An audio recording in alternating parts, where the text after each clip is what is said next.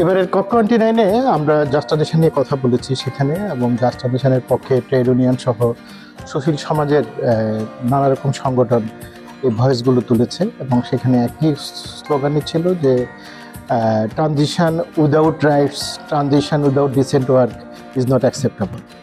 এবং আসলে জাস্ট ট্রানজিশনের যে ধারণা, সেখানে এটি শুধুমাত্র একটি টেকনোলজিক্যাল ট্রান্সফার নয়, এখানে শ্রমিক অধিকার, শোভন কাজের অধিকার, সোশ্যাল ডায়ালগ, এই বিষয়গুলো এখানে সম্পর্কিত।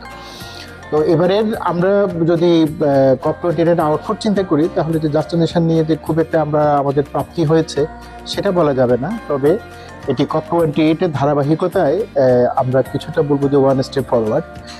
এবং বাংলাদেশের প্রেক্ষাপটে আমরা এবারে COP-এর যে প্রেসিডেন্সি যে টেক্সট যেটা তারা পাবলিশ করেছেন, সেই প্রেক্ষিতে আমরা কিছু টেক অ্যাওয়ে নিতে সক্ষম হয়েছি। এবং বাংলাদেশ সরকার COP-এর সময় যে পজিশন পেপার তৈরি করেছে, এবং আমাদের সিভিল সোসাইটির পক্ষ থেকে যে position paper road to Baku করা হয়েছে, দুটোতেই সরকার এবং নাগরিক সমাজ উভয়ের পক্ষ থেকেই জাস্ট ট্রানজিশনকে একটি অন্যতম ক্লাইমেট অ্যাকশন এজেন্ডা হিসেবে স্বীকার করা হয়েছে। আমরা এটা মনে করি ওয়ান স্টেপ ফরওয়ার্ড।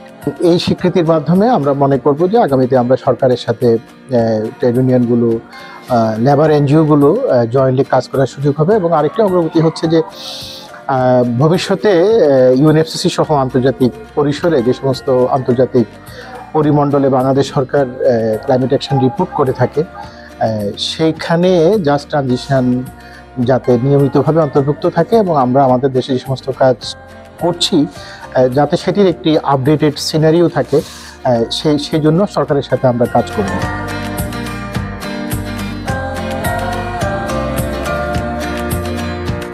সর্বোপরি আমরা যেটা মনে করি যে ইউএনএফসিসির বিভিন্ন ডকুমেন্টে বলা হয়েছে যে just transition should be country context based, এবং আমরাও তাই মনে করি যে আমাদের বাংলাদেশের যে টেকনোলজি ট্রান্সফারের যে প্রক্রিয়া, আমাদের যে জলবায়ু অর্থায়নের যে প্রক্রিয়া, এবং সর্বোপরি টেকনোলজি ট্রান্সফারের কারণে আমাদের দেশের শ্রমিকরা যে সমস্ত সমস্যার সম্মুখীন হচ্ছে, যাতে এই সকল সমস্যার সমাধান থাকে।